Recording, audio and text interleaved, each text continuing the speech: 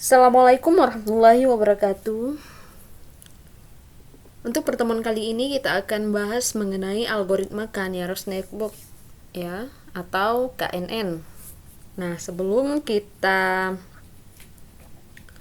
mempelajari cara kerjanya, sebelumnya kita bahas dulu mengenai apa itu KNN ya.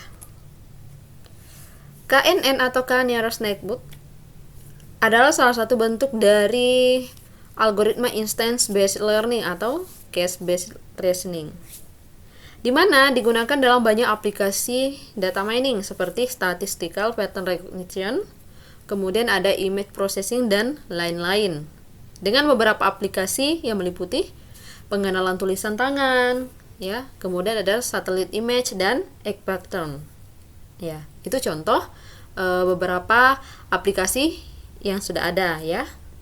K-nearest network di sini adalah algoritma yang supervised learning ya, di mana hasil dari instance yang baru diklasifikasikan berdasarkan mayoritas dari kategori K, tetangga terdekat ya. Jadi di sini hasil dari instance yang baru ini diklasifikasikan berdasarkan dengan mayoritas dari kategori tetangga yang terdekat gitu. Dengan tujuan dari algoritma ini adalah untuk mengklasifikasikan objek baru berdasarkan atribut dan sampel-sampel dari data training, ya. Nah, di sini ada contoh kasus, ya. Datanya di sini didapatkan dari kuesioner dengan objek pengujian berupa dua atribut, ada daya tahan keasaman dan kekuatan. Dengan tujuan untuk mengklasifikasikan apakah sebuah kertas tisu itu tergolong bagus atau jelek. Ya, berikut ini contoh datanya. Nah, contoh datanya di sini X1 kita identikan dengan daya tahan keasaman per detik ya. Kemudian X2-nya kita identikan dengan kekuatan per kg ya. Kg atau per meter persegi ya. Nah, di sini ada klasifikasinya ya. Tadi klasifikasinya ada jelek dan bagus ya. Di sini sudah ada contoh data ya, 4 data. Kemudian kita akan mencoba untuk mengetahui klasifikasi satu data ya. Satu data yang belum kita ketahui klasifikasinya apakah berada di klasifikasi jelek atau bagus ya. Di sini ada X1-nya 3 dan X2-nya 7. Nah, X1-nya 3, X2-nya 7 ini belum diketahui klasifikasinya apakah masuk ke klasifikasi bagus atau jelek ya. Dapatkah kita melakukan prediksi termasuk klasifikasi apa ya? Data yang X1 tadi ya, data yang ini X1 sama dengan 3 dan X2-nya sama dengan 7 ya. Apakah termasuk klasifikasi apakah bagus atau jelekkah ya? Kertas tisu yang baru ini ya, yang baru ini.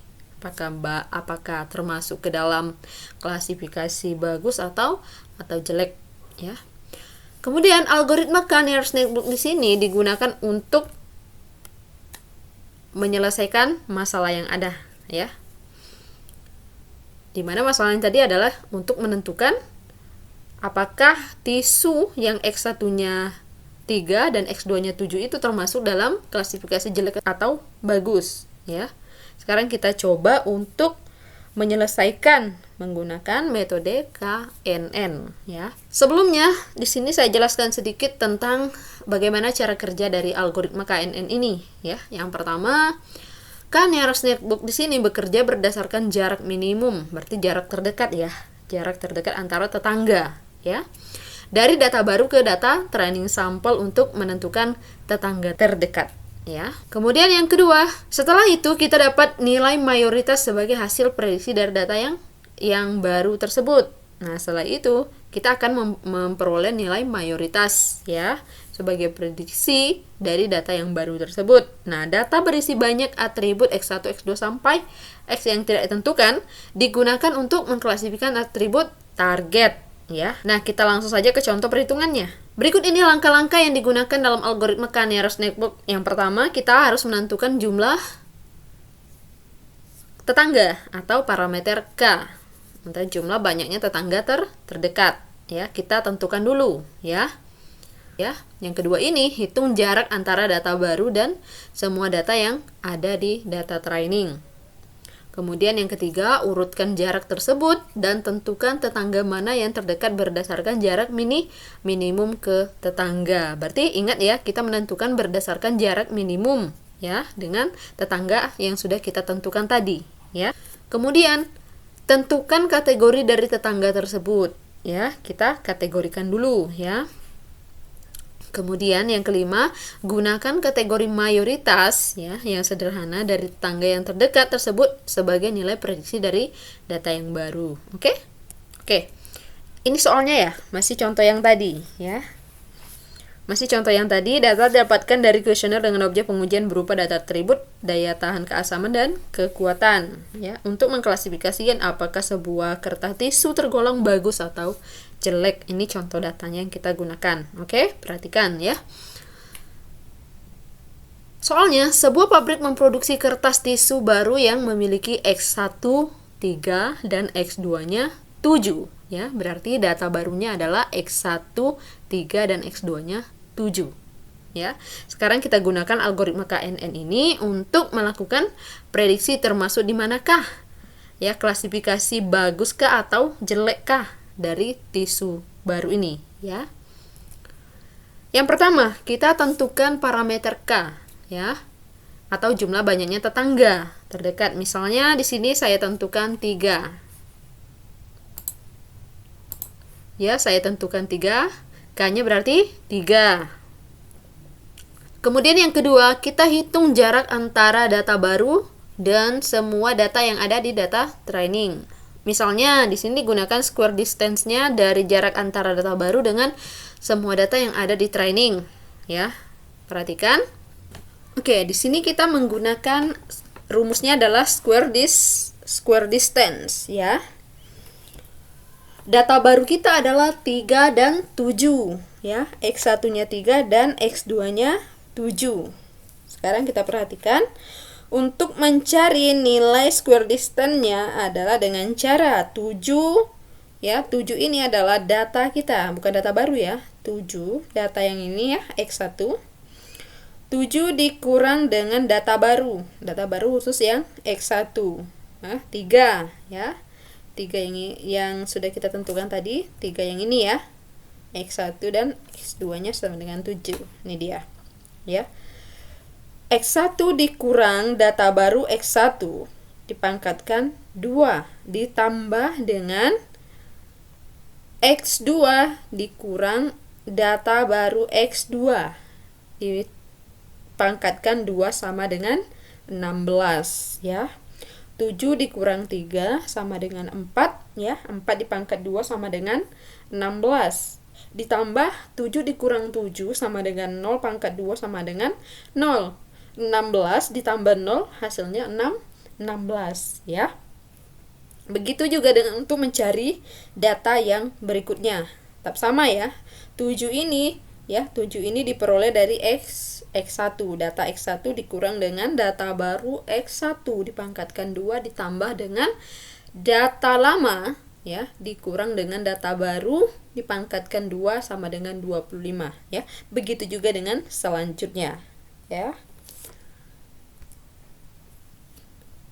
Kemudian yang ketiga, algoritma yang ketiga adalah urutkan jarak tersebut dan tentukan tetangga mana yang terdekat dengan berdasarkan jarak minimum ke K ya. Nah, sekarang kita tambahkan tabelnya di sini ya. Ini hasilnya sudah kita peroleh ya. 16, 25, 9 dan 13. Ini hasil langkah yang kedua tadi ya, algoritma yang kedua. Sekarang kita mengurutkan ranking ya atau jarak sini ya. Sekarang jarak yang paling terdekat adalah 9 ya. Jarak yang paling terdekat dengan 3 adalah 9 ya. Berarti kita urutkan di sini 1 ya. Kemudian yang kedua, jarak yang kedua yang terdekat dengan 3, tetangga yang sudah kita tentukan 3 adalah 13. Berarti di sini nomor rankingnya adalah 2 ya. Kemudian yang ketiga adalah 16 dan yang keempat adalah 25 ya. Nah, sekarang kita tentukan apakah termasuk dalam KNN, ya. Apakah termasuk dalam tetangga? Kita lihat di sini. Tetangga yang kita tentukan tadi adalah jumlahnya 3, ya. Ini dia 3, ya. Kita lihat apakah urutan perangkingannya di sini, ya. 3 ini termasuk ke dalam jumlah K? Iya, ya. Jawabannya iya, karena 3 masih sama dengan jumlah tetangga yang kita tentukan, ya. Tadi syaratnya adalah menghitung jumlah tetangganya, apakah termasuk dalam tetangga tersebut atau tidak. Kita menggunakan jarak minimum, ya. Jadi 3 dan 3 itu masih tercatat dalam jumlah tetangga yang sama. Kemudian 4. Kenapa 4 tidak masuk ke dalam jumlah tetangga? Karena 4 sudah melewati batas minimum dari K yang kita tentukan tadi, yaitu 3, ya. 1 dan 2 sudah pasti masuk, ya. Masuk. Oke. Kemudian kita lanjut ke algoritma yang keempat, yaitu tentukan dari tetangga terdekat. Perhatikan pada baris kedua, ya. Pada kolom terakhir, kategori dari tetangga terdekat atau Y tidak termasuk karena ranking dari data ini lebih dari 3. Ini dia, ya. Karena ranking datanya itu lebih dari 3, berarti tidak termasuk, ya. Tidak termasuk karena rankingnya melebihi dari batas jumlah K yang kita tentukan. Oke. Kemudian yang algoritma yang kelima, ya. Kemudian algoritma yang kelima, yaitu gunakan kategori mayoritas yang sederhana dari tetangga yang terdekat tersebut sebagai nilai prediksi dari data yang baru, ya. Ini kesimpulannya, ya. Kita mempunyai 2 kategori bagus dan 1 kategori jelek. Lihat di sini, ya, 2 kategori bagus dan 1 kategori jelek, ya. Karena 2 itu lebih besar daripada 1, maka kita dapat simpulkan bahwa kertas tisu yang tadi, ya, yang baru tadi, yang dimana X1-nya adalah 3 dan X2-nya adalah 7, termasuk dalam kategori bagus, ya. Lihat aja perbandingannya. Misalnya kalau perbandingannya bagus itu lebih banyak daripada jelek, berarti sudah pasti hasilnya bagus, itu, ya.